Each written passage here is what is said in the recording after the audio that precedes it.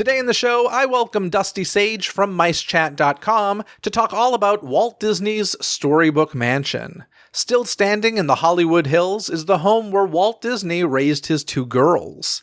After hopping around during his childhood and into his adult years, this Woking Way mansion is the home where he resided for the longest period of time. Currently, a film director with a great passion for Disney history owns the home and has brought it back to its Disney heyday. Today's guest, Dusty, currently looks over the home and gives tours along with hosting special events. After being given a private tour myself, Dusty and I sat down to discuss the rich history of this home.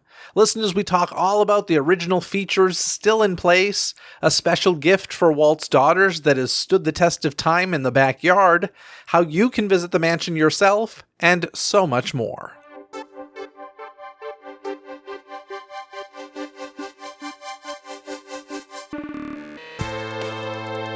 It's time to dive into today's Disney Dialogue.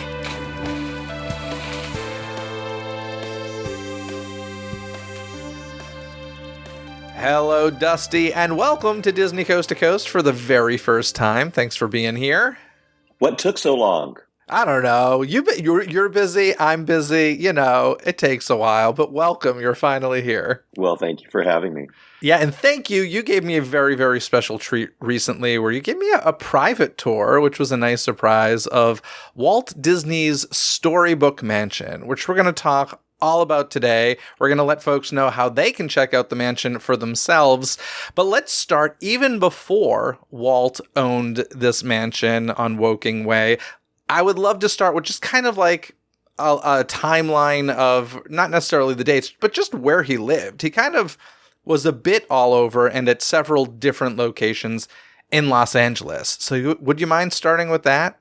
I think people would be shocked to hear that Dusty Sage, who runs Mice Chat and talks about the theme parks, has also worked on saving and preserving Walt Disney's legacy in a very physical way. I saved and restored Walt Disney's birthplace in Chicago, Illinois. And so Walt was born in 1901 in a little community just outside of Chicago called Hermosa. It's next to Logan Square for those people who are familiar with the area. And Walt was there about 5-6 years and then moved to Marceline, Missouri, where he lived another 5 years. And then he moved to Kansas City with his family, and they lived there for about 6 years. And if you're getting a hint that Walt was constantly moving as a child, he continues this all the way through his life, because from Kansas City, he goes back to Chicago, and he's almost old enough to go to war at this point. It's World War I. And he decides that since he's not old enough to join his brother in the actual service, he can join the ambulance corps, which has a lower age requirement. And he goes to work for the ambulance corps in France for a year. And when he comes back, he goes once again back to the Midwest, to Kansas City. And that's when he starts Laugh-O-Gram Studios. And many people have probably heard of Laugh-O-Gram, but it's sort of myth and legend because Walt only had it for 1 year before he hopped a train to Los Feliz, California, and started his life in the Los Angeles area. It was in that first little house, his Uncle Robert's house on Kingswell Avenue, a house now owned by Walt Disney's granddaughter, and also a property that I helped save. And Walt started the Disney Company in the garage of that house in 1923. So if you've heard of Disney's fan club D23, that's why it's called the 23, because the Disney Company was founded in that house in Kingswell in 1923. And from there, Walt keeps moving. He moves across the street to the neighbor's attic, and then moves in with Lillian in a little tiny bitty itty bitty house on Lyric Avenue. But that house is also historic, the house on Lyric, because that's where Mickey Mouse was first drawn by Walt and Ub Iwerks in the garage. So Walt was doing a lot of work in garages. He started his company in a garage. He drew Mickey Mouse in a garage. And then he found out that Lillian was pregnant in 1932, and he wanted suddenly to have more. And he got rid of the little house on Lyric Avenue and managed to scrape together enough money to buy a huge plot of land at the top of the Hollywood Hills on Woking Way and build a giant castle of a house at the top of the hill that I now manage and give tours of. He was in that house longer than any other home he was ever in, approximately from 1932 until 1950, 51-ish. And then he had one final home in the Holmby Hills that was called Carrollwood. And that's the house that he had the train set and the large rose garden for Lillian. But that was his last home because Walt passed away. And then that house was destroyed. The next owner tore it down. So the last surviving home that Walt lived in, and the one he lived in longest, was Woking Way, the one that I give tours of. I hope that's not too much information. No, that was a spectacular timeline. I just want to go back a little bit because it is interesting. Obviously Walt Disney, a beloved historic figure. So a lot of these places, even if the buildings aren't still there, are still visited by Disney fans just to be in, the space that once held. But, Chicago, Illinois, as you mentioned, Walt Disney's birthplace, still very much alive. And I know trying to still make it an even bigger offering for the public, because right now I think it's just small events that are taking place there, correct? Occasional tours. The house has been restored, but it's a tiny, tiny house. And once a year, they usually do a festival out front for kids and families, a creativity festival. And there's oftentimes a celebration for Walt's birthday in December. And that's about it, other than occasional tours. But it is a nonprofit. It's the Center for Early Childhood Creativity and Innovation. And I'll be hosting a large event for them at the Disney Mansion. It'll be their gala, and they'll do 2 days of events at the house. And that'll be held in late August. Excellent. And then Marceline, Missouri, a lot of people know this as, I guess they use the official phrase they use as the boyhood hometown of Walt Disney.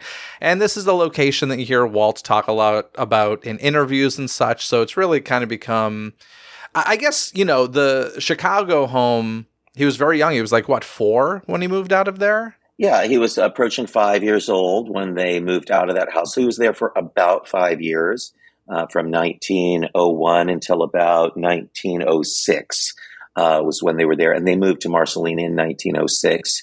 But they, again, weren't there long. They were on a farm. Walt's dad found it very difficult to farm the property, and they moved quickly. So Walt did have fond memories. He definitely learned that he liked a rural setting, and he liked the small town feel. But that was the last time in his life that he ever did that for himself, because the whole rest of his life he was in big cities, Kansas City, Chicago, and then straight to Los Angeles. So although he was very fond of that, and it definitely shaped him, he didn't go back to it.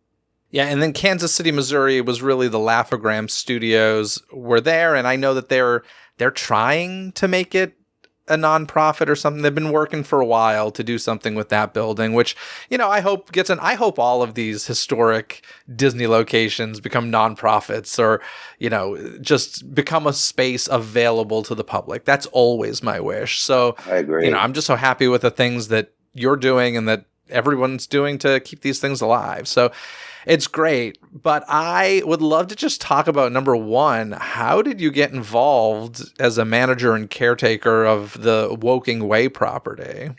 It's all crazy. Life is like rolling a marble at a big pile of other marbles, and you never know what thing is going to cause another thing to happen that gets you to a place you never expected to be.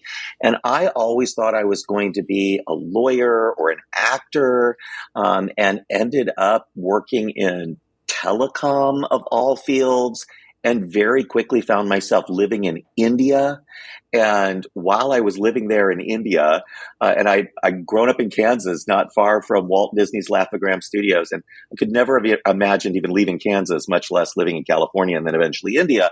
But I started working on Disney fan sites and things because I was bored. And it became just a hobby, and that hobby eventually became Mice Chat, which became very large and started doing events. And we started working with people like Bob Gurr and telling their story. In fact, Bob wrote an article, a series of articles for Mice Chat for several years. So every few weeks, there'd be a new article from Bob Gurr, of all people, right? This legendary Imagineer. But through Bob Gurr, I met a lot of people, and it really helped launch my career. And one day, this young couple that owns a company that makes theme park attractions contacted me and said they had just purchased the home Walt Disney was born in. And did I have any ideas for what they might do with it? And of course, I had a million ideas. And the next thing I knew, I was quitting my telecom job that I was very successful at and making a very comfortable career at. It sounds like an MLM marketing pitch right now. And I quit my 6-figure salary to sell Disney houses.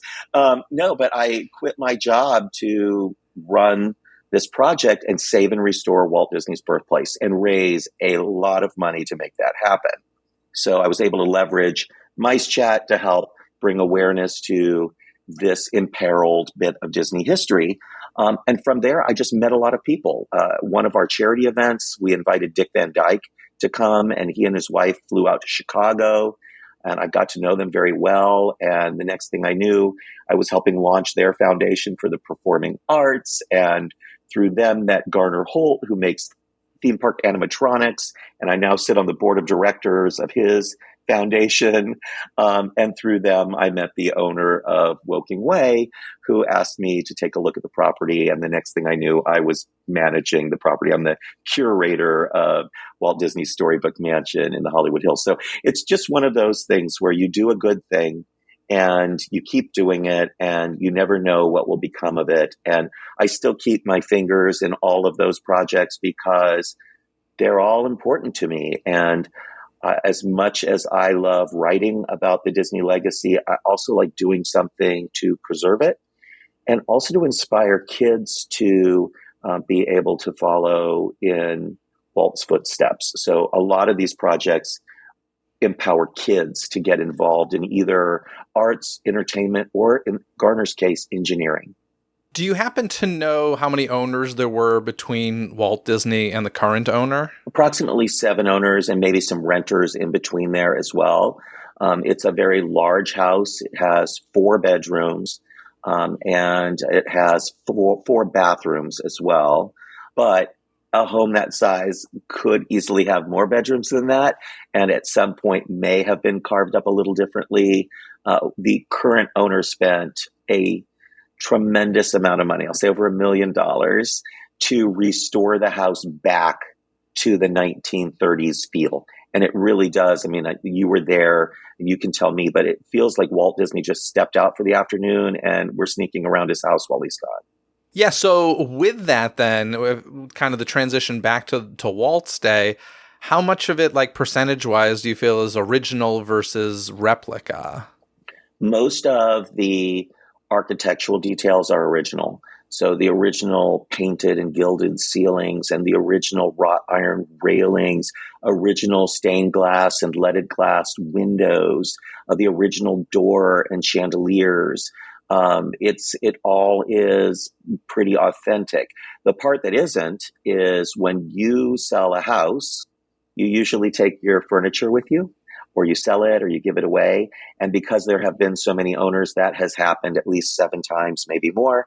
And so none of the furnishings are original, but there are so many photos and videos of the Disneys in that home that we've been able to recreate that feeling of when the Disneys were there. Absolutely. Now, you guys call it Walt Disney's Storybook Mansion. Where did that name come from? Was that created by the current owner, or was that something that Walt called it? Something I kind of pulled out of my brain in trying to figure out a way of branding the house that people would know what it is. And it's on a street called Woking Way, and generally people just call it Walt's Woking Way home. But that doesn't say anything, and it doesn't tell you what the house is. But this is literally the home where the Disney story takes off. because Walt made his very first full-length feature animated film, Snow White and the Seven Dwarfs, while he was living in this house. So before this home, he'd only made little short films, Alice comedies, silly symphonies, Mickey Mouse shorts. And he gets to Woking Way, and within 4 years, he makes his first full-length feature film, and it sets him on a trajectory to change Hollywood and the way we view movies for families forever. And so it looks like a storybook castle.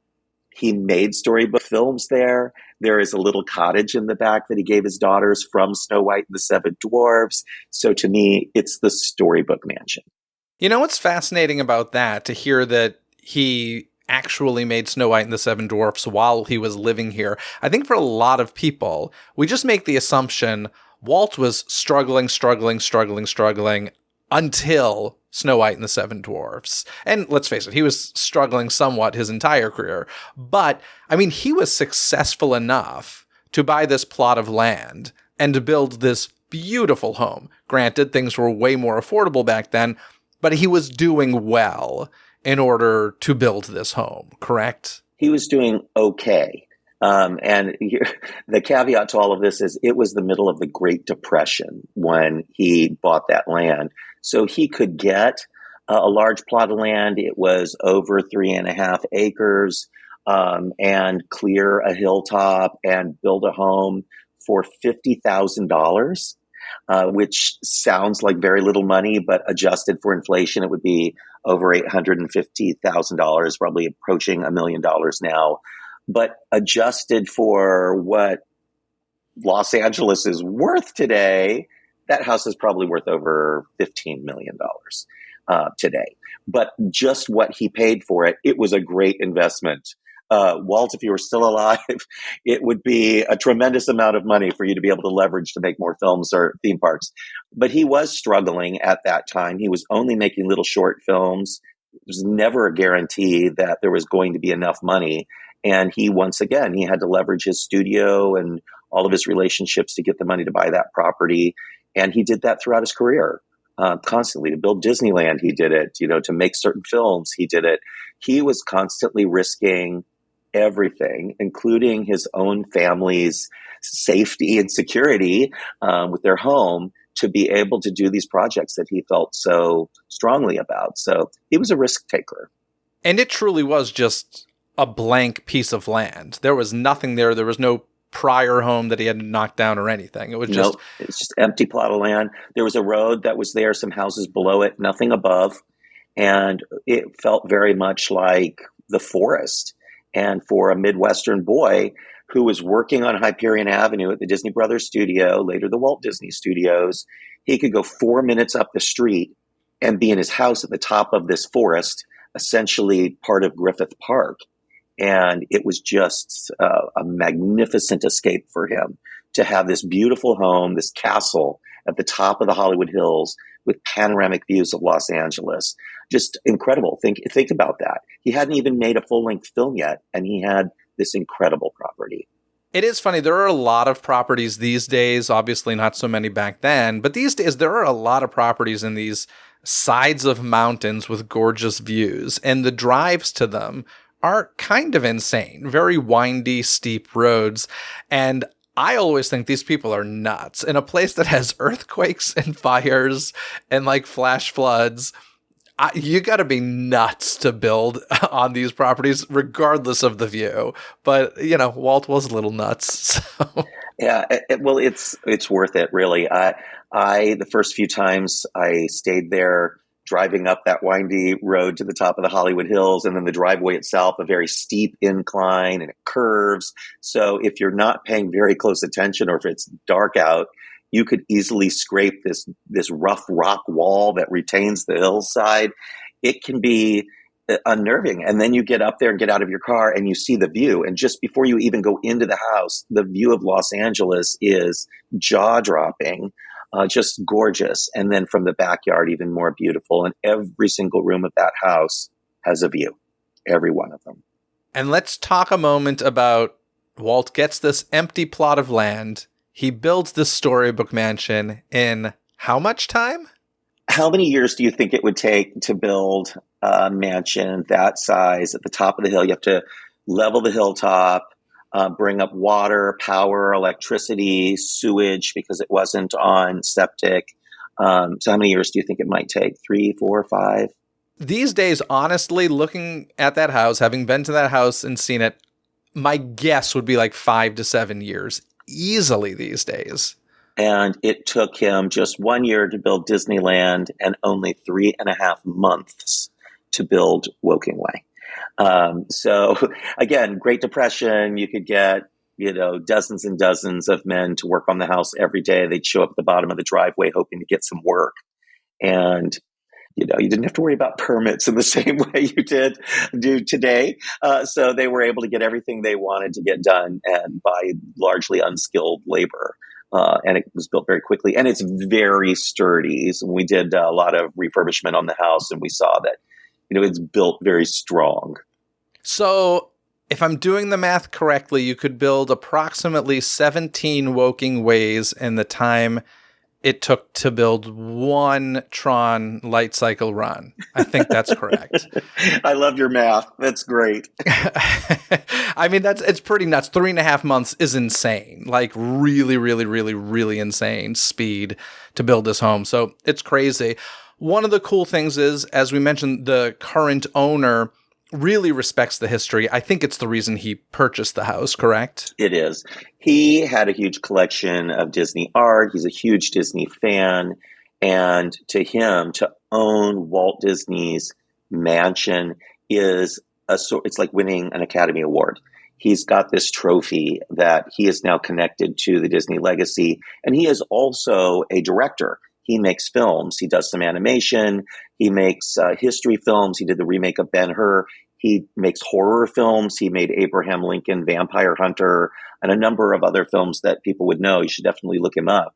And he has found it to be his honor to spend a lot of his money restoring this house that Walt lived in. And he's not making it look like his house. It's not filled with his art. It's filled with Walt Disney's art and furniture evoking the spirit of Walt Disney.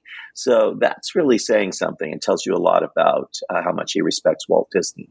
So clearly that was his vision when purchasing this property. So how early on did you get involved? Was it pretty early, or did he have it for a while and then finally found somebody to kind of take care of it that way? So very early on, I met them and I was able to come on to the project. The house was actually restored by one of Timur's production assistants. She also had worked as a unit producer on the first 2 Pirates of the Caribbean films. And she is an incredible lady. Her name is Kathy Schweitzer. And she found a lot of the artifacts for the home and worked with the builders and the decorators to make the house look this way. So she spent years restoring it before the current owner, Timur Bekmambetov, was able to come and take a look at it. And then when she was getting ready to retire, I kind of took over all of those activities. And now we do additional things. She was busy working for Timur and making films as well as running the house. But I don't work on the film production at all. I just work on the house and giving tours and allowing the home to host events and weddings and dinners and all sorts of special things. So the house has evolved a little bit. And this is a house that we do see quite a bit in history books of, whenever we see photos of Walt Disney, it's pretty common to see him in this home. I know there's some really iconic photos of him. I think it's peeking out of the screening room door and then one at the top of the staircase in the Great Rotunda that are like famously known, correct? Those are famous. There's a photo of him in front of the house in his convertible with his dog. Many, many photos of him around the playhouse in the backyard, and of the studio being there playing at the pool. So when they would wrap a film, they would have the party there at the Storybook Mansion. The house was extensively used. They were also in the home during World War II, and that meant that a lot of production and things could happen. He had a screening room there, a large house that could accommodate a lot of people. The military took over the studio down the street for a while, so they were able to use the home to fill in the blanks. And what is the architecture style of the home? It's another reason why I gave the house that Storybook name, because we call it Storybook style. And it's a lot like Fantasyland at Disneyland. It's a pastiche of European styles of many generations, even, but it all fits together. So it's a little bit French and a little bit German and a little bit British, and it all kind of comes together in a tapestry that feels cohesive, even though it's really not. So now let's step inside the house, metaphorically. We walk through that beautiful front door. I love the front entrance. It has this peaked roof. It's just, it has that storybook feel to it. But when you enter, there's the great rotunda. Let's talk a little bit about this room. I know you mentioned earlier the painted ceilings. I'd love to get into that a bit. Yeah, the very first thing you see when you enter the house is this gorgeous atrium with wrought iron railings that wrap and twist all the way up around you towards the ceiling, and a staircase that wraps around as well. Stained glass windows. You see there's a little balcony up above, and this gorgeous painted and gilded ceiling that is original to the home. And there's a sort of a legend about the painted ceiling that no one quite knows how true it is, but there was apparently a young man who went to the Vienna Art Academy who had left Vienna because of the tough times during the Great Depression and came to America assuming the streets were paved with gold, only to find that economic conditions in Los Angeles were as bad or worse than they were in Europe, and he couldn't really find work. But he did find himself working to build Walt's home, but he was a horrible builder. And the foreman was going to let him go, but Walt decided to go and talk to him and found out he was an artist and told him, "Why don't you paint the ceiling in my dining room?" And he did a great job. And then Walt had him paint the ceiling in the rotunda. And that would have been quite the project. You would have had to have scaffolded up towards the ceiling and laid on your back and painted it Sistine Chapel style. But it's absolutely gorgeous. But what we don't know, and I was able to speak to Becky Klein from the Disney Archives about it at one point to try and figure out who this man was. Did he ever get hired by Disney after the construction of the home? And it's just unclear. And Walt obviously took pity upon him rather than firing him for not being a good builder and allowing him to paint the house. That maybe Walt also found him some sort of work somewhere at the studio, but we just don't have any record of that. So this great rotunda really is the room that it's kind of, honestly, it's kind of like the hub of the house, right? The way that we have the hub at Disneyland, a lot of different rooms and hallways kind of just disperse off of this grand rotunda. Exactly right. It's a great way to describe it. The front door is there. It provides the visual kind of center point of the house. You head off to the screening room from there, the grand living room, and the dining room, and the far side of the house from this hub-like area. So that's a wonderful way to describe it. Let's talk about the living room for a second, because this was my favorite room in the house. It had a beautiful balcony from upstairs. It has some great original designs still in the windows. Let's touch on that a bit. Yeah, the architect for the home was a man named Frank Crowhurst, and he was essentially a commercial architect. So he didn't know a lot about building houses, but he did know a thing or two about building hotels. And the house has some of those architectural details that you might find in an old 1920s or 30s hotel on Hollywood Boulevard. So the living room has a multi-story pitch vaulted ceiling and huge 2.5-story tall stained glass windows, enormous double French doors throughout on both sides of the room, an impressive fireplace, and above it all, a Juliet-style balcony to the upstairs with louvered doors. So the doors could be opened and somebody could stand on the balcony up there and address everyone in the room below, or even a musician could be up there playing music. So it's really an extraordinary space. In the corner, Walt had a piano.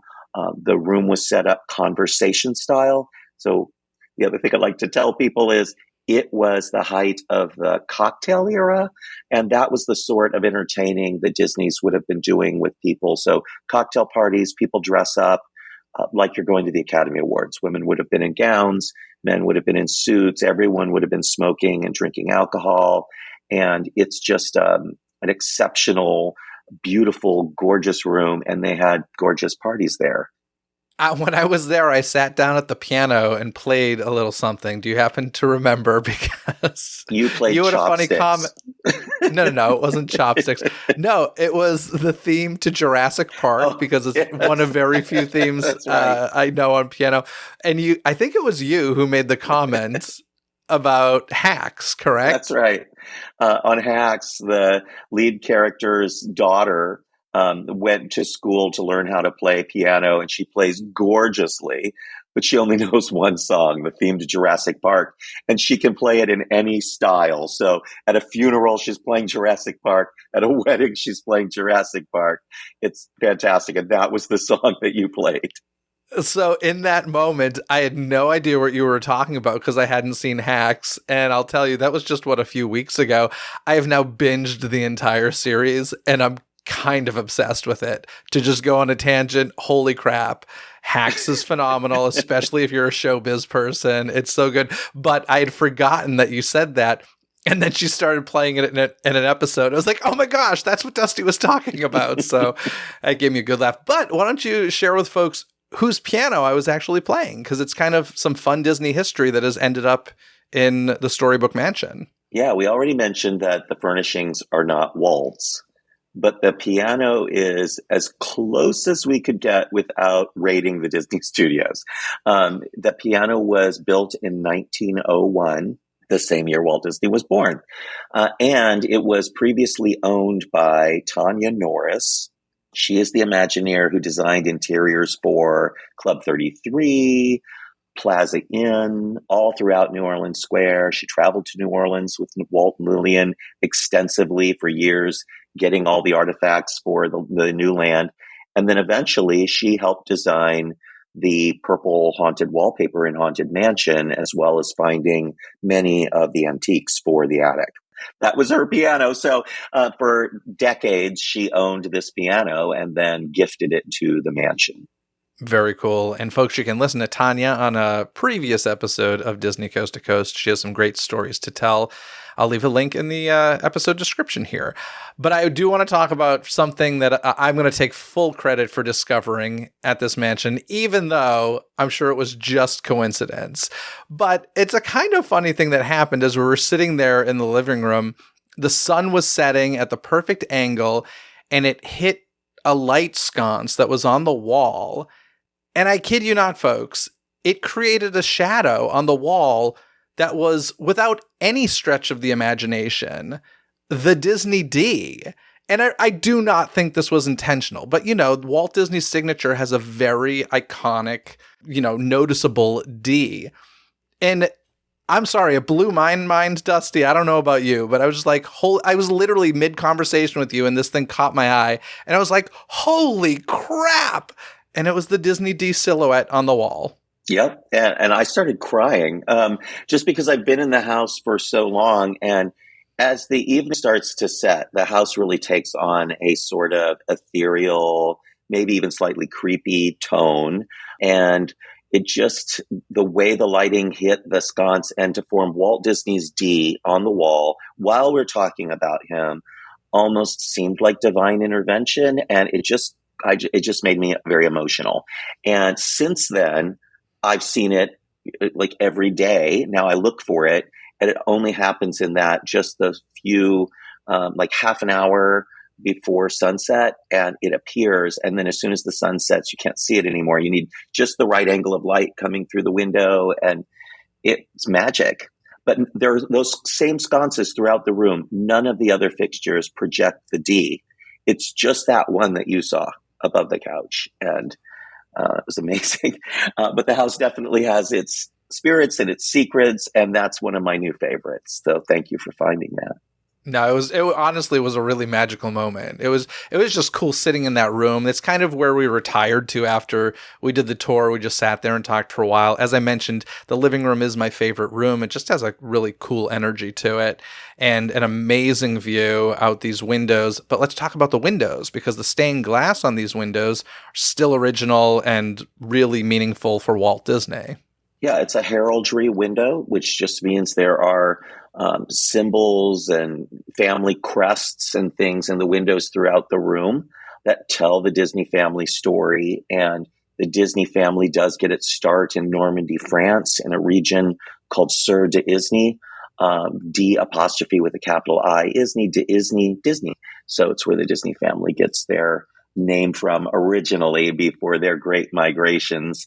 And I think it's neat that Walt put a lot of those details right there in the windows of his living room. And even the crest that we see on the castle at Disneyland, there's a version of that in stained glass, correct? Right there in the living room? Yes. So the version of the crest in the castle has three lions directly above the archway as you enter the castle. But at the house, it has one lion. So Walt Disney selected all of the visual details for Woking Way, but his Imagineers picked the more fancy version of the crest for the castle. And I don't think either version is particularly correct or incorrect. It's, they're just Disney family crests.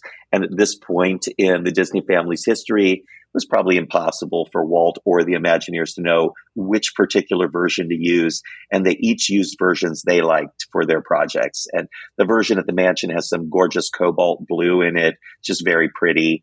And the version at the castle, which is in stone, focuses more on the visual element of the lions. Yeah, I don't understand how family crests work. Like, I don't know the origins of them at all. And I know that, couldn't you at one point, or maybe still today, at Disneyland get like your own family crest printed or something like that? I have no idea what the history of family crests are. I should look into that at some point. Yeah, there was a period of time at Disneyland behind the castle. The heraldry shop had you could find your family's name, and if you had a certain type of lineage, there might be a crest for you. And I did do that at one point. That shop has been redone a number of times. It's now a Fantasyland kind of combination shop. They call it Merlin's something or another. And it just sells generic merchandise. But it was a Christmas shop for a while. It was a villain shop. But I really liked it when it was the heraldry shop. Now, of course, Walt put a lot of these touches in the homes, like the stained glass and all that. But as you mentioned, the current owner has a lot of Disney art hanging on the walls. And he's kind of specific about the era from which this art comes from, correct? He's been collecting artwork from the era just before Walt moved into the house until just after, because the projects that informed the house and then the projects that were already in the works when he left the house. So they're on the walls throughout. And also, just things that were inspired by the Disney girls. As one of the girls loved Mary Poppins, the other loved Winnie the Pooh. You'll find elements of both in the home. And lots of villain artwork, because the current owner is a horror movie director and a Disney fan. So what's the kind of intersection of those two loves? Villains. And you'll see a lot of villain art in the house. Yeah, the time period of the home really is Walt's little girl's childhood. He gets it right before the first is born, and they're fully grown women at the time that he gets rid of it and moves on. Did he downsize when he moved because his daughters were moving out, or was it just time to move for him? Oh, Jeff, they had a lot of money by then, so they upscaled quite a bit, even though they didn't need the space. When they left Woking Way in the 50s, they moved to the Holmby Hills into a giant sprawling ranch-style house with huge pool, an enormous backyard, a train set. It had not only a theater in it, but a soda fountain. And they really, I think, thought that perhaps the girls would be around more and be entertaining there, but that really didn't happen much. Diane was at Woking Way until she was 18 years old. And just a year and a half later, she was married to Ron Miller. So she didn't spend hardly any time in the next home. And Sharon, their younger daughter, was, of course, still around there. But for both girls, their childhood home was really Woking Way. For Diane, her only home as a child was Woking Way. She was nearly an adult by the time they left. So that was really, for me, It's a really critical part of the story because when we started this podcast, we spoke about how Walt was moving like every 4 or 5 years as a child. And he continued doing that into his adulthood right up until Lillian got pregnant. And then he buys Woking Way and stops moving for 18 years. And it's the longest he ever lived anywhere. And he did that because as a little boy, he couldn't make a friend. You make a friend, and just when you really fall in love with this friend and they're a big part of your life, you're ripped away and you have to move. And he knew that it was important to provide a sense of stability and security for his upcoming family. And he had no way of knowing if he was going to have girls or boys or how many, but he built a house big enough to house them all. And it's such an emotionally resonant part of the story to me that Walt cared so much about this family that he didn't even have yet. And he was willing to stay put until they were nearly adults before he moved to the Holmby Hills to do more things that he loved, like building trains. Now, folks, if you've watched any Disney documentaries about the history of Walt himself, you've probably seen some home videos. And there's a very famous home video of Christmas morning and Walt's two girls discovering that Santa brought them a little cottage in their backyard inspired by Snow White and the Seven Dwarfs. And this honestly surprised me to see that that is still there, because that's something you would assume, 7 owners in between or whatever, somebody would have gotten rid of. That is still there. And do you happen to know, is that the original location? I know the pool is not the original. So was that moved at all? Or do we think that's the original location of it? It's located right where it always was, on its concrete slab with electricity. And at one point, it had running water and a little sink, and it had a working telephone. So the girls could talk to their mom on the phone. And that was actually how they found out that the cottage was theirs. So they went into the backyard to explore their final gift. There was a ringing sound coming from the cottage, and it was Santa on the line who wanted to know if they enjoyed their new little Seven Dwarfs cottage. Because, of course, Christmas morning 1937 was also the release of Snow White and the Seven Dwarfs, Walt's first full-length feature animated film. And I do really believe that that cottage was as much a gift to the Disney girls as it was a reminder to Walt of his great accomplishment, because every time he went into his own backyard, he would see that he's the father of Snow White. It's wild that that's still there. That's an incredible piece of history in and of itself. It is. And it is amazing that it's still there, because not only have there been so many owners, but it's a small cottage. It needs constant maintenance, and people have been performing that maintenance. And it's one thing to reshingle your house and fix windows and all of that, but to do the same for a little tiny cottage next to a pool, it's really shocking that it's still there. And we spend a lot of money trying to keep it looking good, but it looked good when Timur bought the house. So really, really a charming element. So people always ask, they come and they'll say, is this the house where Walt Disney had the train? We say, no, this is the house with the Seven Dwarfs cottage. What fun backyards he had. One had a Seven Dwarfs cottage and the other one had a train running through it. Right. And the one Pretty before cool. had Mickey Mouse in the garage.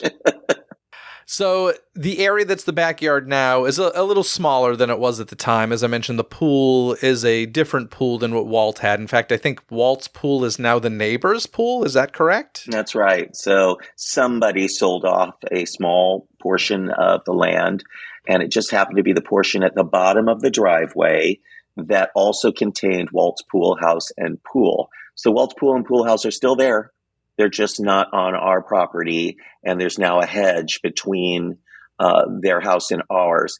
But there's a really beautiful photo of that backyard at the Disneyland Resort. Very few people get to see it because it's in a private space called 1901. Of course, 1901 is the year Walt Disney was born, but it's also a private club owned by Club 33. And behind the bar, they have a gigantic photograph of Walt Disney standing with his hands on his hips at the edge of a hillside, looking at all of Los Angeles. and it's the backyard of Woking Way. And just below him and not visible in the photo is the pool and pool house. And he's standing approximately where the current pool is. That's very cool.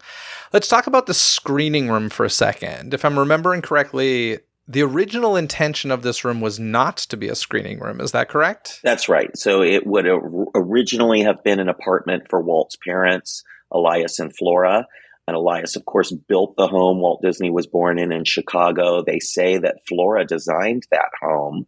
But Walt had enough money to help his parents get a house in the neighborhood. So they were there at Woking Way a lot, but they didn't end up living there. And eventually that room became a sort of library and screening room instead of an apartment. So much more functional for the Disneys. Walt was able to screen dailies for his films in that room. And the family used it in the evening to watch whatever movies of the day they wanted to watch. And, really think about it, because Walt, by the time he moved into the house, already had enough money from Mickey Mouse to build that giant home. So if he had gone to the movie theaters, he would have been swarmed for autographs and handshaking and people wanting to bend his ear. And he just didn't want to subject himself or his family to that. So they could watch those films in their own house. They had room for 3 giant motion picture projectors in the projection room. And because early projectors produced a lot of heat and film was made out of nitrate, which was flammable, the whole house could easily have gone up in flames. So they built the room as sort of a firebox. And all you have to do is shut the door, and the leaded walls and metal doorway and all of that keep the house safe. And of course, the fire would quickly burn off all the oxygen and the fire would die out and the house would be saved. We don't know if there were ever any fires, but that's the way that room ended up evolving. So from an original apartment to a screening room with an amazing technologically advanced projection room behind it. Yeah, it's crazy to think that people back then had private screening rooms. I mean, these days it's not super uncommon and it's super manageable because it's just a digital projector with, a Blu-ray or a 4K player or whatever connected.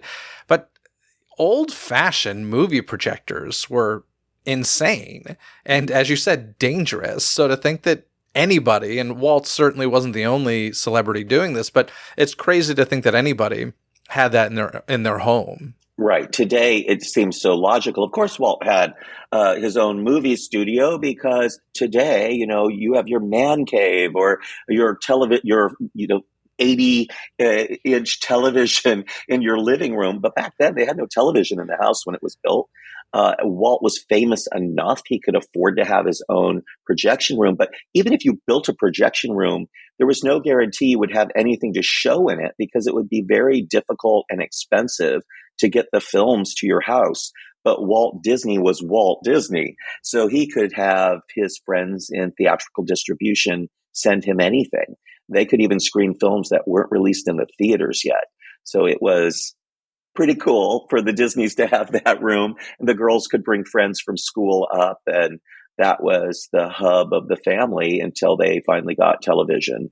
Do you happen to know, those pieces of equipment weren't exactly easy to play around with. If someone had a private screening room in their home back in those days, did they have to have a projectionist as well? I mean, you could try to do it on your own, but it would definitely be in your best interest to have a projectionist that knew how to handle the reels and make sure they're threaded correctly so that you didn't damage the film or cause it to catch fire. So it would be very dangerous to try and do it on your own. You could burn yourself on the equipment because it's so hot. So there was a lot to manage, including that time in most films where you had to remove a reel and put the next one on to continue the movie. But at the Disney Mansion, since there were 3 projectors, they could have the next projector ready to go. And the projectionist, if they were very good, knew when to turn the second projector on so that there would be no gap in the film. That's wild. You want to touch on some of the bedrooms? As you mentioned, there were 4 bedrooms in this home. Want to just touch on some of your favorite little elements of them? Yeah, so the house is huge, and the master bedroom, Walt Nguyen's bedroom, is the largest of them all. It has an enormous dressing chamber behind it with his and hers vanities, each with a window that looks out of the house. Lillian's looked up the hillside and over the entry courtyard, so she could see if people were arriving or workmen or they had guests coming. Walt's looked down the valley directly over the Hyperion studio, originally the Disney Brothers studio and later the Walt Disney studio. Sadly, that studio no longer exists, folks, even though it was really charming. It was torn down to become a strip mall with a Gelson's Market in it. Very sad. But Walt could see that original studio from his dressing table. I do think there's a plaque there, right? At the Gelsons. There's a plaque a sign. There's a plaque in the parking lot, but there is a picture on the wall inside the store. So those are the two things that are there. And then behind the dressing chamber is an enormous bathroom that is never on tour because it's the current owner's bathroom. It's private space, but it has a large bathtub and a huge shower with multiple shower heads, not unlike the shower above the firehouse on Main Street. Although the one on Main Street is tiny and this one is enormous. And that's my favorite part, the multiple shower heads. Go Walt. Go Walt. Then you walk through this narrow passageway that drops off down into the rotunda on one side, and you see the Juliet balcony on the other. It can be, if you have high anxiety, a little disconcerting. It kind of gets me at night sometimes when I'm running through the house, turning off all the lights and locking all the doors and closing all the doors so that the air conditioning bill isn't too high. And then I have to walk by this spot, and it really makes my heart flutter a little bit because I just imagine Lillian with those little girls in this house filled with, low railings and drop-offs, and it's just wild. And then you get to Diane's room, the eldest of the Disney daughters. And the two girls' rooms are really charming. They're also not huge. Even I, as a child growing up in the Midwest, and we were not wealthy, I had bedrooms that were bigger than Diane and Sharon's rooms in my old farmhouse that I grew up in. But that is the room where Diane lived until she was 18 years old and read Mary Poppins, and which convinced Walt that he needed to get the rights to make that film. There's a Jack and Jill bathroom between the two girls' rooms. And then there's Sharon's room, the youngest of the two Disney daughters. She was adopted, and her room is also quite charming and has a second bathroom attached to it. So there were two easy bathrooms for Sharon. And then there's this gigantic room in the very back of the house that would have been expansion space for the Disney family if they had had more children. They could have built 3 more bedrooms easily in that space and just continued the hallway a little bit. But instead, it became a multi-purpose space that was used as a playroom and an office, and today is used for much of the same reasons. And in that great room, there's something there that I think anyone who knows Walt Disney would expect, and I believe it's one of 2 in the home. That's right. There are 2 bars in the house, both in Walt's spaces. So you know which spaces were reserved for Walt because they had bars in them. The big room upstairs that he sometimes used as an office, and then the screening room / library downstairs. But, Jeff, it was also prohibition. So there shouldn't necessarily have been a bar in the house unless they were only serving juice. But they weren't. They were making Scotch mists in that room. And I find this so hysterical because, Walt's dad, Elias, was a very religious man. He was part of the temperance movement that was trying to prevent people from drinking alcohol. And of course, it succeeded and became prohibition. And that's Walt's dad, who was, for a while there, looked like he was going to be moving into the house, and Walt's building the house with bars in it. So it's probably a good thing that Elias and Flora didn't live in the house because Walt was, a fairly heavy drinker.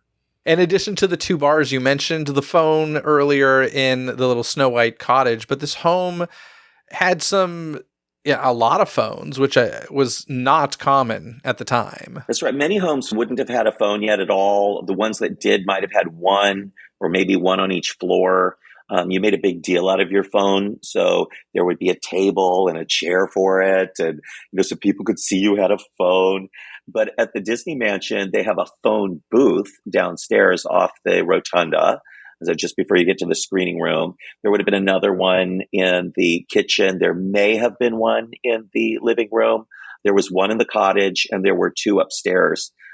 So they had phones everywhere. In fact, a gossip column of the time wrote that the Disneys would never have to walk far to answer the phone.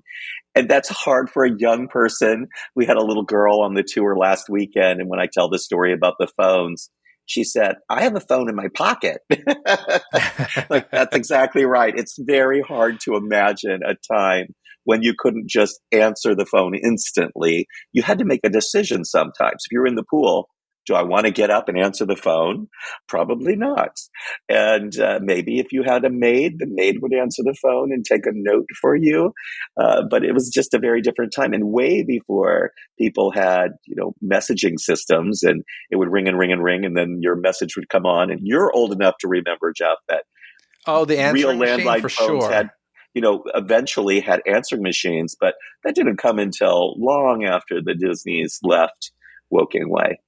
I don't even know the answer to this question. Did Walt have regular servants at any of his homes? He did. So they always had at least a maid who would also help take care of the girls and cook. The maid at the next home in the Holmby Hills, her name was Frou Frou. And she was really almost like a family member. She traveled with them. She would take care of the girls, and they just loved her. I imagine she came to work for them at some point while they were at Woking Way. I just don't know the full history on their maids at the house. They didn't have a lot of servants, which is unusual. I'm sure they would have had people to manage the gardens. Those are technically help, and to manage the pool. And then this maid to help, with their family life. But a lot of people of that era, because it was just so affordable to have help, would have maid and a separate cook. And then sometimes they would even have maids for downstairs and upstairs, depending on how big their homes were. But even people with modest size homes might have a maid and a cook, or a maid/cook. So it's just more common in that era. And then later, of course, it just becomes financially difficult, and people start doing it themselves. And, if they had a maid, they might have a maid come just a certain number of days. So today we still have a lot of help at the house.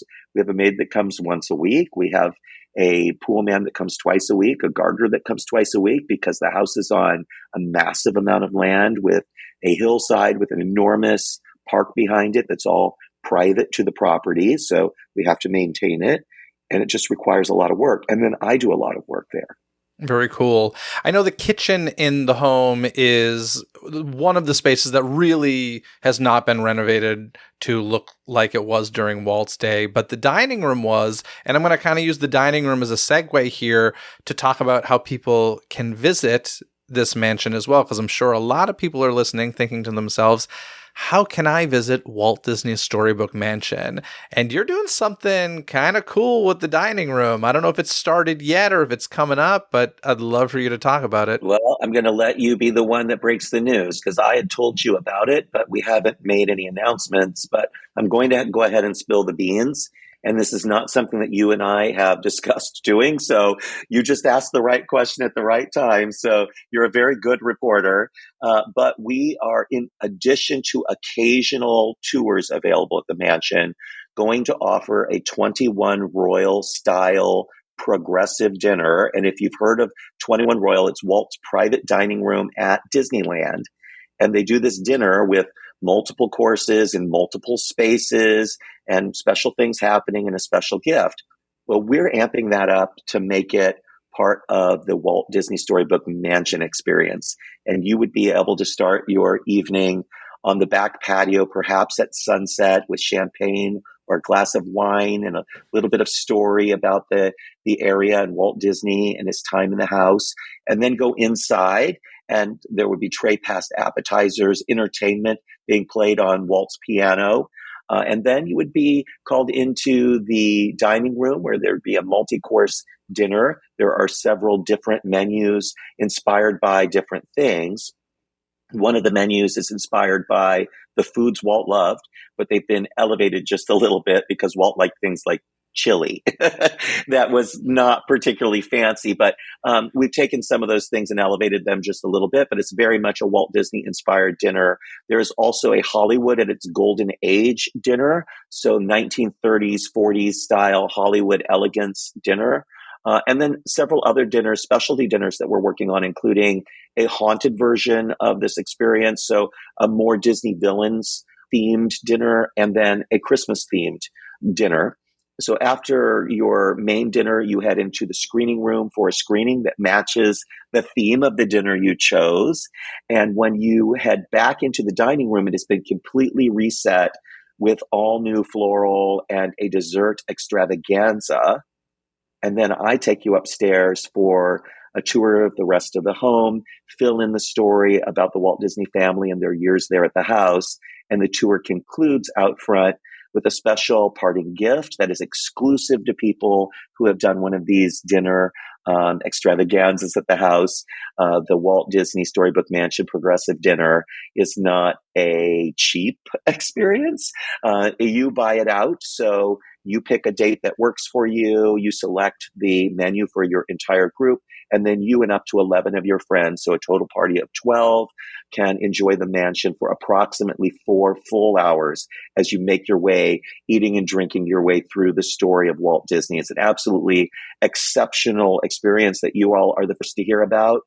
You can either reach me personally at dustysage at micechat.com or write to events at micechat.com, and we can help you with available dates and menus and answer any questions you might have about that. But also, definitely follow our Facebook page. We are not a business at the mansion. It's a private home. So I have to arrange for the owner to be out of the house to do a dinner or give a tour. So we do have a Facebook page and no other ways to kind of reach us other than contacting me. But if you go onto Facebook and search Disney Mansion, or you go to facebook.com/Disney-Mansion, you get to the Walt Disney Storybook Mansion page, where we will list upcoming tours and events, because sometimes we'll have an Imagineer up there giving a presentation. Bob Gurr has done a number of events up there. Tom Morris has done an event up there with Tanya Norris. So we had Morris and Norris together again in the screening room of that house. We do all sorts of events. Terry Hardin Jackson, former Imagineer, did a pumpkin carving course in the backyard. It was filled with pumpkins. You would go out and select your pumpkin from the patch and then learn from an Imagineer how to carve it. We've had Christmas trimming parties where you come and the tree is empty and everyone brings an ornament for the Disneys. And then we go through the boxes of ornaments that the house already has and we dress the tree, and that's always wonderful. So many things happen there at the mansion, but I'm very excited about these dinners. Yeah, the dinners sound very cool. They're very much designed like 21 Royal. As you mentioned, the price tag is pretty hefty like 21 Royal. It's similar. But there are a lot more opportunities for folks that are much more affordable, such as, regular tours that you give. I know there are also haunted tours. Mm-hmm. And as you mentioned, the Facebook page is kind of the place to go for all of that. That's right. But those are the two kind of mainstays, correct? The history tours and haunted tours. And or house rentals. So a number of studios have rented the house out for screenings, and smaller film producers and directors will also rent the house. For example, there's a young animator who has a short film that she's trying to get into contention for the Academy Awards. And she's been doing her screenings at the Disney Mansion, because what more auspicious place could you screen your film than Walt Disney's own house, where he screened his first animated films? And it's never hard to get somebody to come to a screening when you do it at the Disney house. But we have people do weddings. I'm working with a couple right now to get married in the house later in the year. We had a couple of weddings there last year. It's an extraordinary place to do a smaller wedding, so maybe 50-ish people, maybe 60. And you can either use the front of the house for the wedding or the back. The back is like a natural stage because the patio is raised above the lawn next to the pool, and the pool can be covered if you need more space. But everyone sitting on the lawn is looking up at this raised stage that's about 3 feet above their heads. It's just the perfect setting with the house as the backdrop. So the house makes an extraordinary space for a special event, an anniversary, a wedding. It's amazing. Very cool. And as I mentioned, there are haunted tours, but I do want to make it clear you're not going to be talking to Walt Disney's ghost when you're there. That is correct. The haunted nature of it is not really connected I'm to very Disney. respectful of the Disney family on the haunted tours. So generally, I pitch those tours as the history and mystery of Woking Way. So it's not the history and mystery of the Disney family, it's the history and mystery of Woking Way. And so downstairs, you hear how and why the house came to be where it is. So that is the Disney story. And then you get to the screening room, and this is where I segue into the kind of haunted part of the tour, because I focus on the Disney villain segments of the movies he made while he was there at the mansion. And there are some really scary moments with Chernobygs and Ichabod Crane and Snow White being chased through the forest, and evil, ugly stepsisters, and Dumbo and Bambi's mother getting shot. And there's so many dark things that were in the Disney films of that era that we talk about and then see. And then we go upstairs in the total darkness by candlelight. And I tell the stories of Los Feliz and some of the hauntings that we experience in the house, because there are definitely spirits there. And there is one very sad story I tell at the end, and I won't give away. It has nothing to do with the Disneys, but it does have to do with a very famous Hollywood murder. And it's incredible the amount of history that has happened in and around Woking Way, even after the Disneys have left. And that's generally saved for the ghost tours. Very, very cool. Well, folks, I will be sure to include a link to that Facebook page in the episode description. So definitely check that out. Dusty, thank you so much for coming on the show. Anything else you want to add, or any place else folks should follow you before we head out of here? Yeah, you should definitely follow micechat.com. We're one of the oldest Disney fan sites in existence. We've been around for about 25 years now. And that makes me very old. I was a young man at one time, but we're still doing this every day, writing about the Disney parks and Disneyland and Disney history. But I'm just so honored to be able to do more than just Mice Chat and writing about Disney. I get to kind of be part of it by saving these historic places and sitting on the board of so many charities that have a Disney connection. So I do have a big event coming up for the Garner Holt Foundation. They'll do a Halloween event this year as their big fundraiser. And there is no better nerdy Halloween party for adults than Garner Holt's Gala each October. It's just, an animatronics factory can make some pretty cool stuff for Halloween.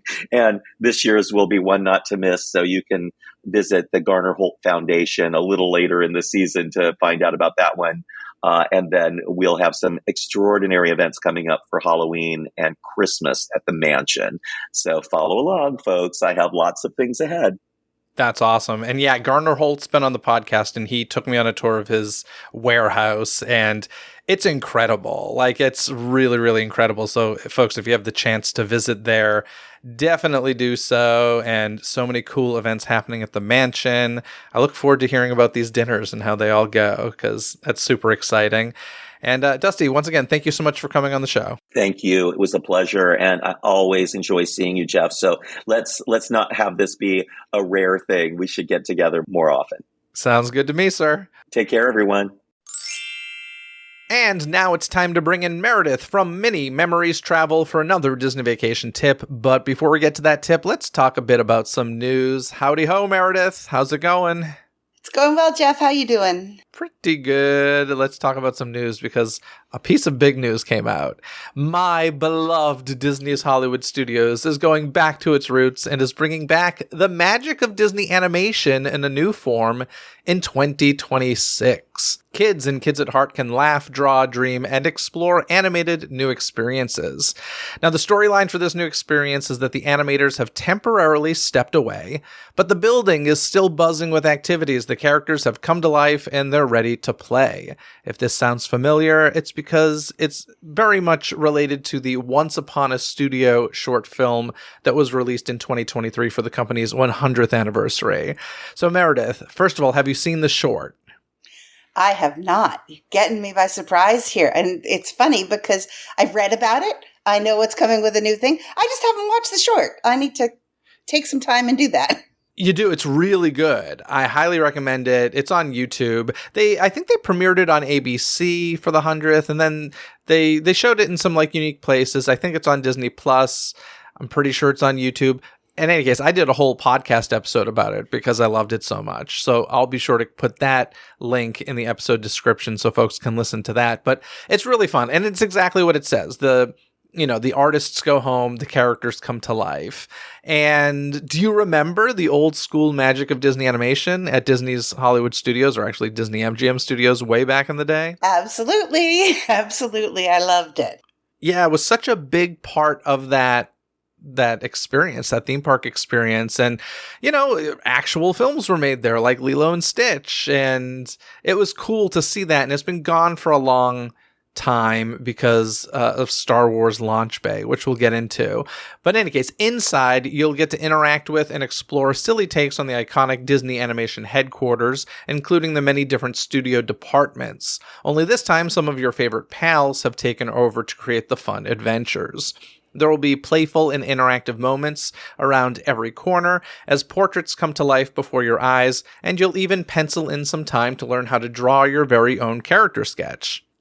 Okay, Meredith, you're into that? You have no idea. So that was when they got rid of that. My family, I have a whole book of the drawings that we have done, and then they would bring it back sometimes for members events. You'd meet with an animator and draw in Epcot overlooking the World Showcase. And then now, of course, it's at Rafiki's Planet, and we still go do it. And I love, love, love when they actually have an animator. On the cruise ships, they have it just brought in, and that was not the same for me. That did not ring the same bells. What do you mean they just have it brought in? So they pre-recorded. Pre-recorded is so they just have you following an animator, but they're not physically there. And that was really different. It's on different. A video screen. Yeah. And for me, I can't even tell you how much I love the animation experience. And for me, watching it, I have ones that my son was 5 that he drew, and now I have them at 23 that he's drawing. I love the whole thing. Love it. Oh, that's cool. So that'll be back at Disney's Hollywood Studios. I'm going to make you a little envious for a moment because a couple times I've had some very fancy animation class experiences and Club 1901. Do you know 1901 over at Disney California Adventure? Yes, yes. They do private ones. If you're just in there dining at certain times of the day, people from the Animation Academy at Disney California Adventure, they'll come over and you get to pick which character and they'll just give you a tutorial of that. And then the coolest part, in that case, you can keep the artist's drawing after. Oh. So I think I have a Steamboat Willie from one of the artists there. And of course, mine doesn't look nearly as good as his, but it's cool because I know they can't give those out in the regular classes, or at least they're not supposed to. Right. So I have a question for you in regard to that, because I always just snap a picture of my drawing and then toss it because the pieces of paper are large. And so I'm like, a couple things are going to happen. I'm either going to have to carefully roll this up and deal with that all day long, or fold it, which kind of defeats the purpose in my opinion. So I'm curious, how do you if you've kept them all these years, how do you deal with it in the park that day? Used to roll them up all the time. Now I admit they get folded. Or we try to do it at the end of the day. So with Rafiki, we often try to make it our last thing and then, go back. And it's a silly thing. I love them so much because I love to see anything that's a moment in time and you can say, hey, look, that we've kept for all these years, and it's free. And it's free. And also starting with, a 5-year-old kid and going through the years, that's really fun to see kind of their progress through the years of how their drawing has gotten better. So that's really cool. I love that that's the thing that got you most excited about this. That's hilarious. There will also be the Drawn to Wonderland playground, which will allow young animators to explore an oversized flower garden with musical instruments, a Mad Tea Party playset, and a Tulgey Wood exploration area, all inspired by original Alice in Wonderland concept art by Disney legend Mary Blair. So this is kind of like an indoor playground for kids, which we know are really, really popular, right? Like I always laugh because the young kids, you can just leave them in those playgrounds all day. They don't need any rides. And Disney's getting that $200 ticket to walk through the gate. And these kids just want to splash in water and play in playgrounds, which is hilarious. But what I find interesting about this, there's plenty of those playgrounds all around Disney Resort property. But this is an example of an indoor playground, which I think we're just going to see more and more of as Florida and the world keeps getting hotter and hotter and hotter. So I think, to me, this is just kind of thinking forward of... I think we're going to just keep seeing more and more indoor stuff, even things that naturally feel like they should be outdoors, like a playground. Now, do you remember, and I don't remember which one it was, I think it was Honey, I Shrunk the Kids that used to be there. Oh, My hell kids yes. loved that. Loved that. It was one of the greatest things ever, and I'll never get over it. You might not know this about me. I'm a diehard Honey, I Shrunk the Kids fan. The Honey, I Shrunk the Kids movie set adventure playground was a highlight of Disney MGM Studios for me. I agree. I loved it, loved it, loved it. Here's the thing. I'm upset that it's gone, but even more so, I'm upset that nothing of it was saved to be put into Toy Story Land. I feel like Toy Story Land, the giant super soaker could have been put in Toy Story Land, a giant blade of grass, something from Honey, I Shrunk the Kids movie set adventure should have been put in Toy Story Land, and I'll never get over it because it was such an easy switch over, you know? And a nod to kind of, and it was almost in that location. I mean, it's not exactly that location, but it's close. Yes, I would have loved a tribute to the movie set adventure over there, but what are you going to do? I loved it. And I can remember when that first opened, like waiting in line to go into it. I know, in later years, it was just walk in, spend a few minutes, walk out. But in the early days, man, that thing had a line. And there used to be so much Honey, I Shrunk the Kids representation in that park specifically. And it was great. My boys loved it. I mean, great memories. And I remember like the floor being squishy and then the big truck. I mean, so fun. In this new animation experience, there will also be lots of character greetings available when the Magic of Disney Animation opens next year. But let's talk about the exterior of it for a minute, because this is going to look a lot different. The animation courtyard will be reimagined into the Walt Disney Studios, taking inspiration from several buildings found in the Burbank, California lot, which I live very close to. So a lot of this looks very familiar to me.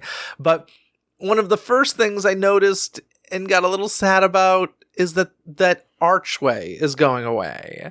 And that archway, the animation archway into the animation courtyard, is so iconic. It's a day one fixture. Yeah. It's very iconic of old movie studios. It's iconic of that park. And initially I was very upset to see it go away.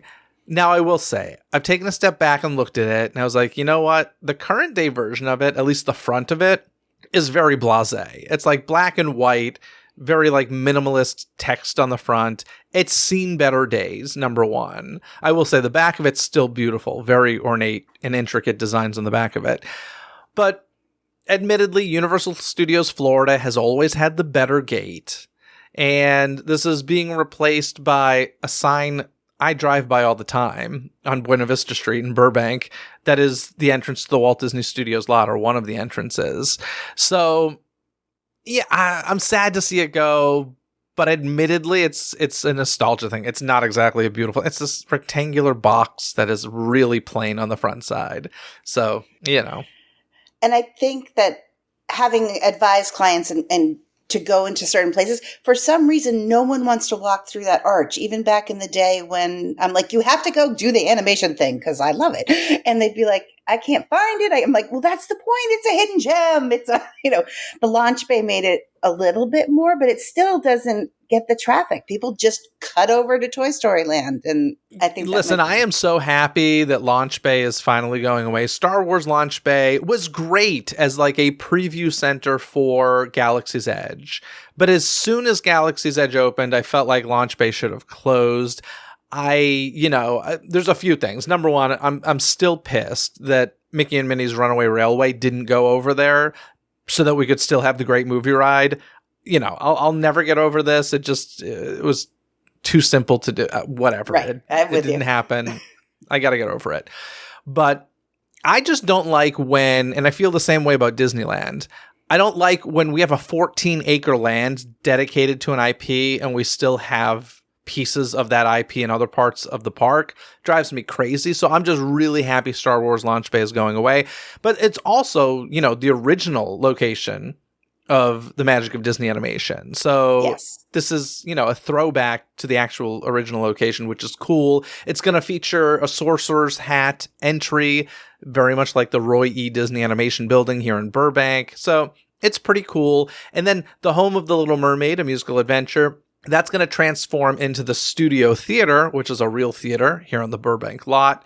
And over at the soundstage, you'll find a fresh Disney Junior show, which I know is super, super popular for the young guests. Yes. So overall, great news. Little sad about the Arch going away, but Star Wars Launch Bay going away is like the greatest news. And just to have something new there is going to be great, I think. I agree. I'm excited for it. I mean, I really think it's going to be... I think it will help with the crowds too, because I think it's going to be a huge attraction for the young and the young at heart, the me's in the world who are going to want to go enjoy that. So it's not going to be as much of a crush to Toy Story or to Galaxy's Edge. So I think it's a great. And it's going to be all indoors. So air conditioning. Huge for those, this time of year in Florida is just blah. Yeah. I also want to talk about a bit of news that got me so excited about a Mickey's Christmas Carol feast at Storytellers Cafe. This is at the Grand Californian Resort and Spa at Disneyland Resort. And this is a brand new character dining experience inspired by that classic tale. This will be for dinner time. And I'm just a huge Christmas Carol fan in general. I love Mickey's Christmas Carol. I first saw these characters in these costumes, and I think it was... No, actually, that's a lie. I was going to say it was the first time they wore these, but that's not true. They were in a parade years ago. But during Disney Merriest Nights in 2021 at Disneyland Resort, it was a 1-year after-hours hard ticket party.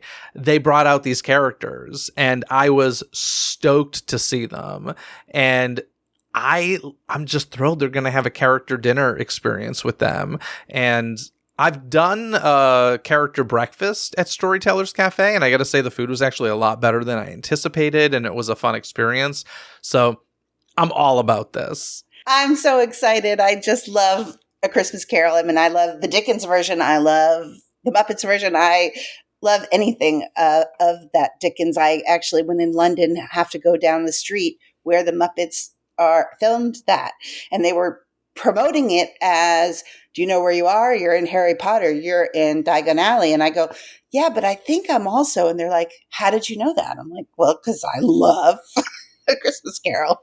That's cool. Yeah, I did a bunch of Christmas Carol stuff in London as well. I specifically went during the holiday season because I'm just a huge fan of that original story. And I love the Mickey version. So in the concept art, we see Mickey and Minnie as Bob and Emily Cratchit. We have Goofy as Jacob Marley, who is my favorite ghost. And Scrooge McDuck, of course, as Ebenezer Scrooge. And here's, once again, this is concept art. This may change, but here's kind of the head scratcher. We have Clarabelle Cow. And listen, I know in recent years she's become a very popular gay icon in the parks, and we all love her, right? Clarabelle Cow does not speak in Mickey's Christmas Carol. Right. Donald Duck does. Daisy Duck does. There are many other characters that could have been part of this that have like speaking roles and actual characters in Mickey's Christmas Carol. If these are the 5 characters that are actually taking part in the dining experience, I'm a little confused about Clarabelle. Not gonna lie. I am too, but I think you're right. They're leaning into that she's so popular. But yeah, it is a head scratcher. She's so popular right now. Oh, man. In any case, it's happening. I'm super stoked for that. And yeah, Mickey's Christmas Carol, anything makes me happy. I remember, I think it was at Disney Springs. I feel like I saw a store window that had a Mickey's Christmas Carol display in it. And I was like, oh my God, like it's just really rare for them to represent that short film. So I'm excited. In any case, before we move on to our recent Disney experiences, I got to clarify something from the last time we chatted. Now, Meredith, I'm sure you remember we were talking about test track vehicle designs, correct? Right. Yes. Am I wrong? Well, you were saying your kids would design their test track vehicles and they would save them because they would make them better and more effective. So clarify something for me. What did your kids think the designs affected? Well, they would scan the band and get the exact same car to come up each time. And then they thought that if they changed something, that one of the brothers would win. That, oh, look, I made this one better, and that brother's car was then the one that won. They thought it affected the outcome of the ride? Of just, which car won at the end thing. It didn't do anything to the ride physically. It just, at the end, it shows which car of the 6 cars performed best or whatever. Okay. There's a little bit of truth. There's a little bit of fiction here, I think. And this is if you trust Google AI for a response. They say, in the previous version of Test Track, guests were able to design a virtual concept car and then board a ride vehicle, a sim car, to experience various simulated tests of their design's performance. However, this design did not affect the actual physical experience of the ride itself. Well, I agree with that. The ride experience... Okay, so when you say it shows which car won, you don't mean physically won, you mean on screen won. On screen won, because there's 6 people in the car. Remember, so it's you scanned your car. You know what I was getting confused with? Because I'm such a West Coast boy.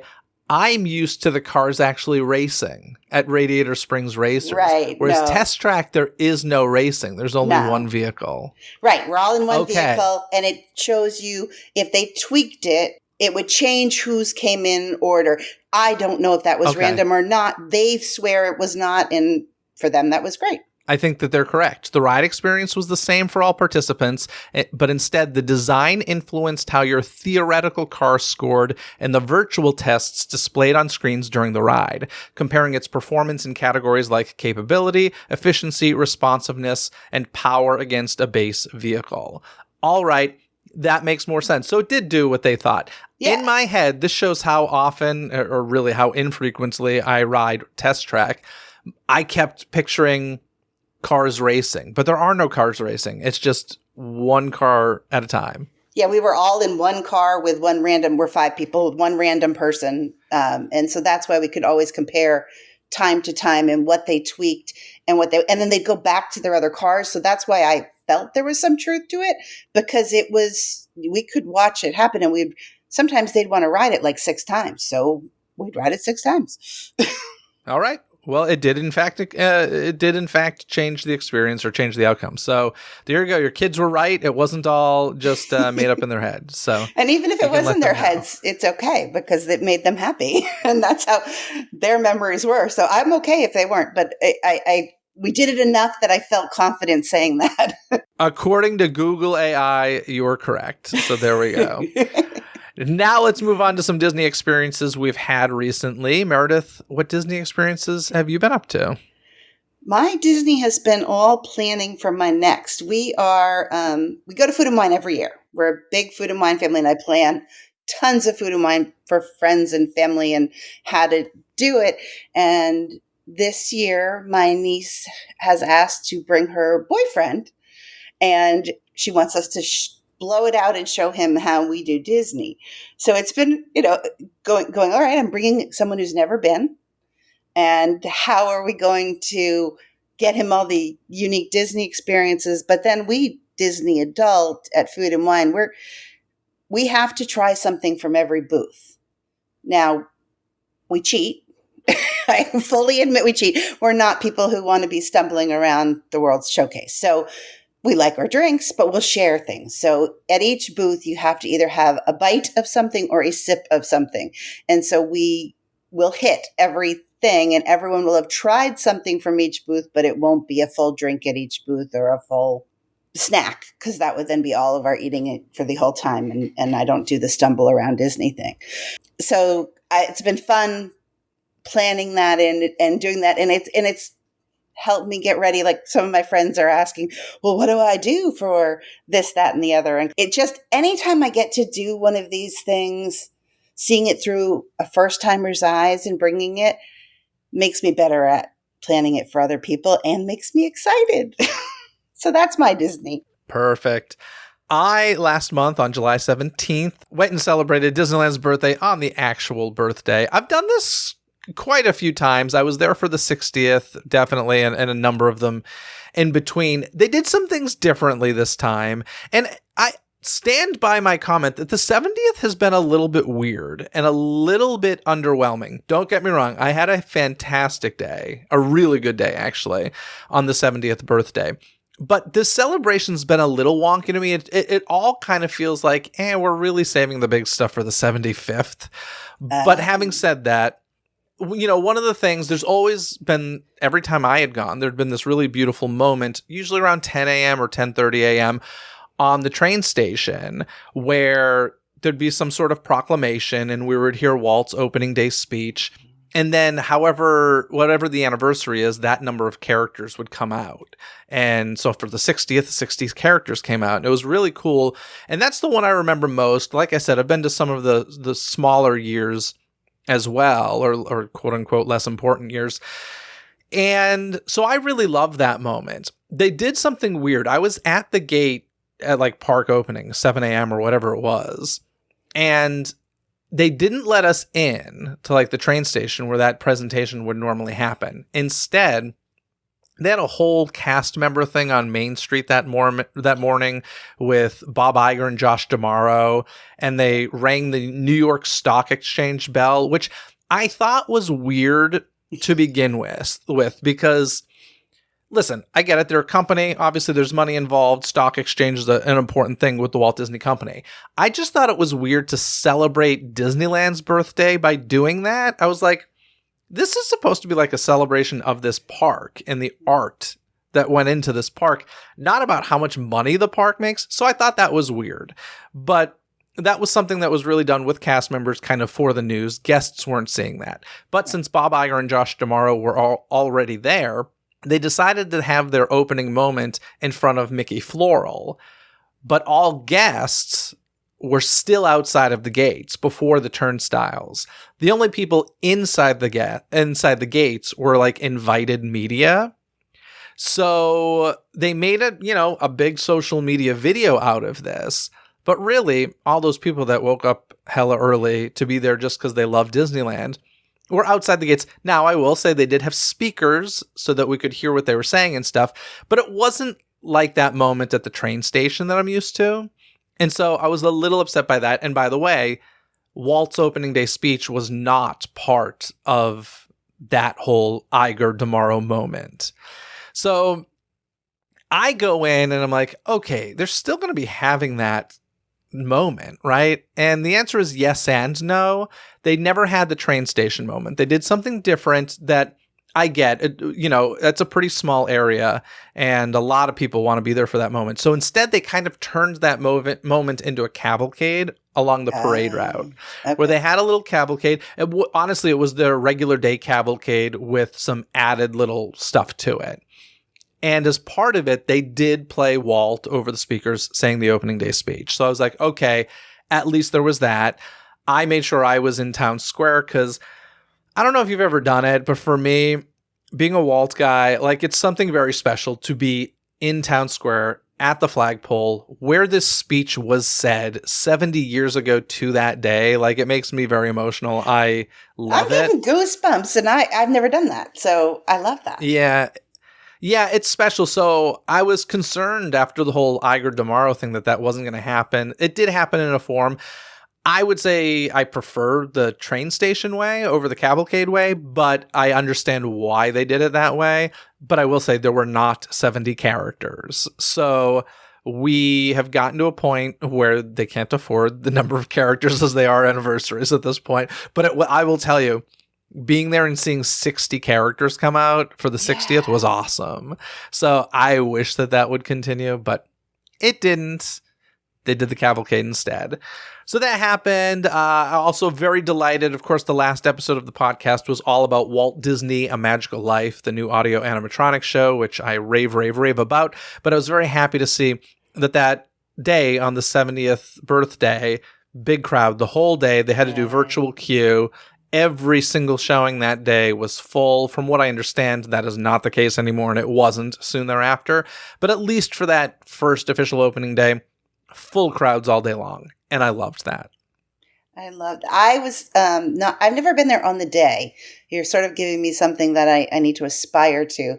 But I loved the 60th. 75th. I Plan know. on I it. think I'm going to have to. I have my merchandise still from the 60th. That was a special. I hadn't been to Disneyland as much. I don't know Disneyland like I know Disney World, but being there for the celebration of the 60th was really so special for me that I went for work. And then I brought my children. I'm like, no, you guys have to come and you have to see the World of Color and all the things that they did for the 60th.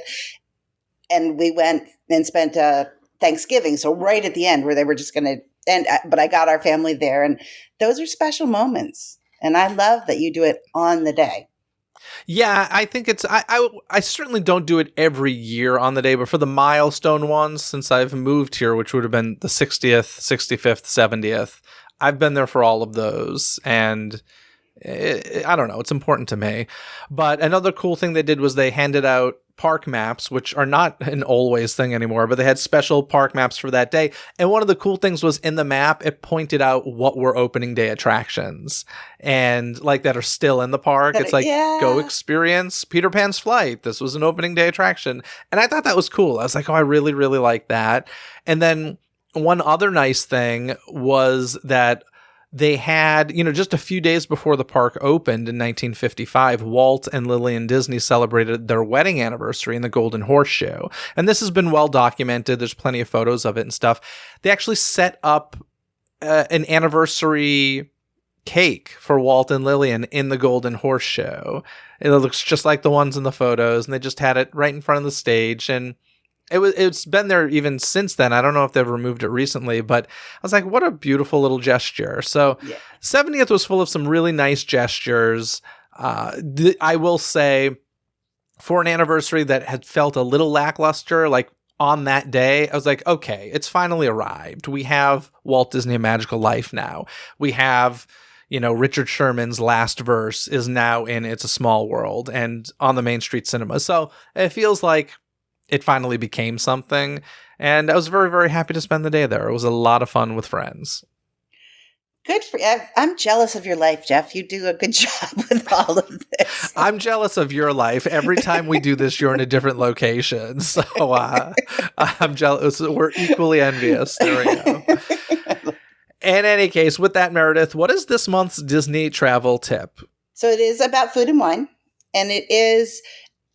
most of the times I have a lot of general rules. Like when you enter the Magic Kingdom, I will always suggest that you go left. The crowds, as a human, if you study all this, people have a tendency to go right because everything is you drive on the right, you do. And if you look at crowds of parks, if you go left, it's a simple way to be a little bit ahead of the crowd and do it. Food and wine. Why won't I go left, Jeff? Do you know? Well, first is Mexico. There you go. If you go, so why wouldn't you hit Mexico first? You just that type of food? Nope.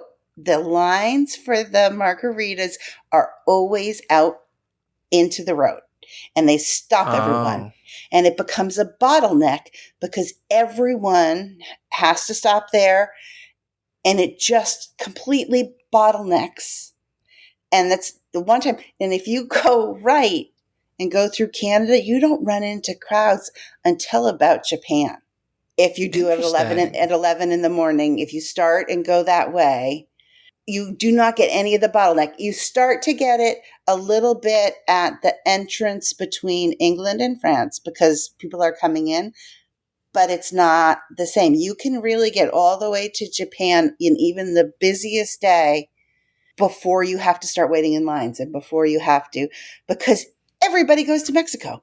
Yeah, I am not a food festival guy. I really don't like them. I'm going to be completely honest. I know people love them. I know I'm in the minority. I've done them here at Disney California Adventure for like media days quite a bit, but I would never buy into them. If I do, I buy like one item and I try it. But here's my argument with them.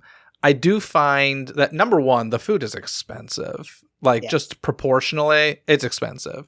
Number two, one of my biggest pet peeves is standing while eating. And I don't think Disney has ever done a good job as far as providing seating for this. And it drives me nuts, especially at Disneyland. We have our food festivals at Disney California Adventure. And right down the street is Knott's Berry Farm, who also does a lot of food festivals with really good food. And they have a plethora of tables out, like always. They bring out a ton of additional tables when there's a food festival going on. And Disney might add a few, but it's not a lot, and they tend to be standing tables. So that just drives me crazy. I don't want to eat on top of a trash can. I just don't. Thank you. That's my pet peeve, the trash can eating. Well, here's the funniest thing. So for last year's, I don't know how long they've had this, but for Disney California Adventure Food and Wine, they were showing off like merchandise and stuff, and they had trash can salt and pepper shakers. I'm like, okay, so you're admitting that like during food festivals, people eat off of trash cans. You've made salt and pepper shakers out of them. That's ridiculous. I'm like, that's clearly a problem. You need to figure this out. So that's number 2. I don't like them. And number 3 is, unless the food stand is connected to a kitchen, which it's typically not, it's typically a separate booth, the food is typically lukewarm in my experience. They have, I will say, during Disney California Adventure food festivals, they always have a couple locations that are actually attached to like dining kitchen sort of things, and I'll always go see what they have first. And if they have something that appeals to me, I'll get it from there because I know it's coming from like a hot kitchen. I can't stand the lukewarm. I can't stand the standing while eating, and I don't like the price. So I'm not a food festival person, and I know that upsets a lot of people. I'm sorry. It doesn't upset me, but I'm going to counter with a few things. So please. Started doing this when my kids were little. Like, I think Tucker might have been 5 at the very first one. It got them to try things they wouldn't try normally first. So we would go through the book and pick. We were certainly not hitting every stand at that point. We were not, but the kids would all go through and pick. They also used to sell these, they were big necklaces, and they had flip off the tabs. coupons. Yeah, tabs that you redeem. Yeah. I'm a planner, right? It's what I do for a living. We planned, oh no, you don't use that unless it's X number of dollars, and you don't, those are, you buy the $4 thing and you use your tab on the $8 thing. And we were very strategic about it. I do find that fun. I will say that, because those are what they give us at the media days, the what do they call them, sip and savor lanyards. And it is, I remember once, now, once again, spoiled brat scenario here, but I didn't pay for it, so I didn't care. I just wanted a bottle of water, and I didn't want to pay for one. Right. And, you know, there's plenty of, they give you plenty of food tabs. So I was like, I just want to use one for a bottle of water. And like the person at the register really didn't want to give it to, they're like, that's not a good value. I'm like, it's okay. But you don't understand. I paid $0 for this, so it is a good value for me. But I appreciated it. I was like, I get what you're trying to do. I get what you're saying. I really appreciate it.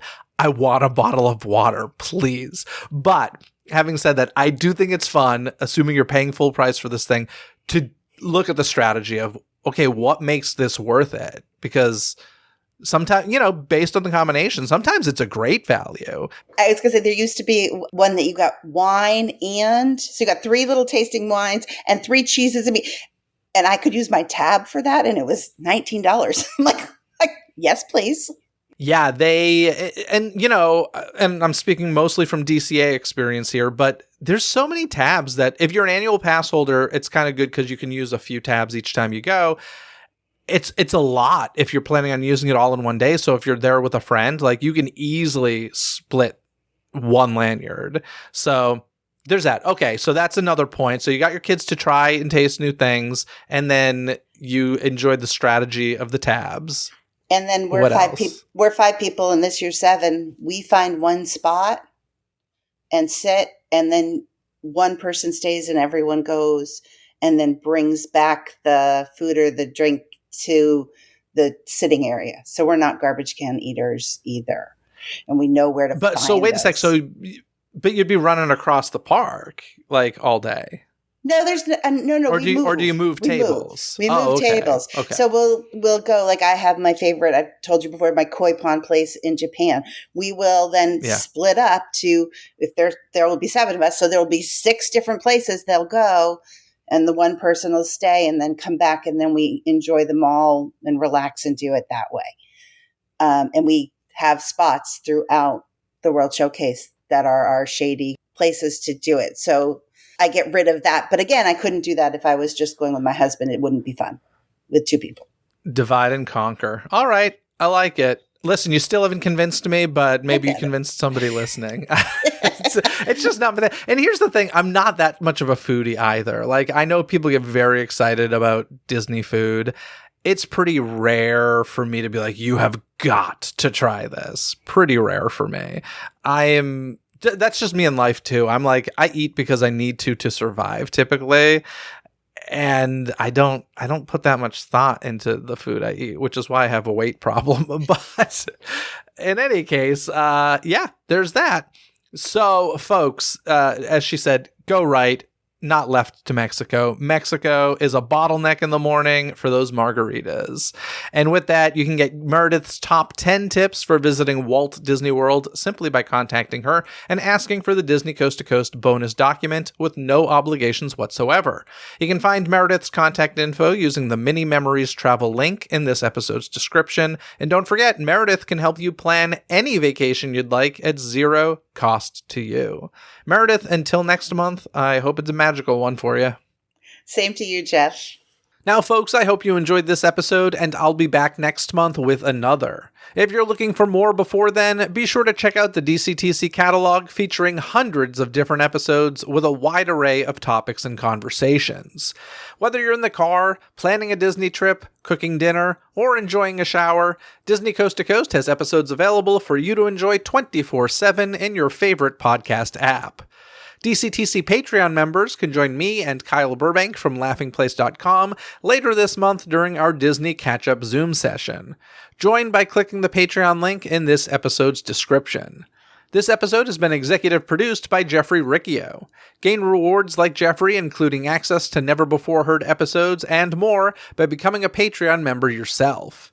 And thanks to Pob Shrek for leaving a 5-star rating and review simply stating this podcast is, quote, honest, fun, and informative. 10 out of 10, recommend. Leave a review wherever you listen to the podcast, and you may just hear it read on a future episode. Until next time, anything you need can be found in this episode's description. From the DCTC hotline, where you can leave a voicemail and be heard on a future episode, contact info to reach me, some free gifts from me to you, and so much more. So be sure to check out this episode's description. Other than that, folks, have a magical day. Bye!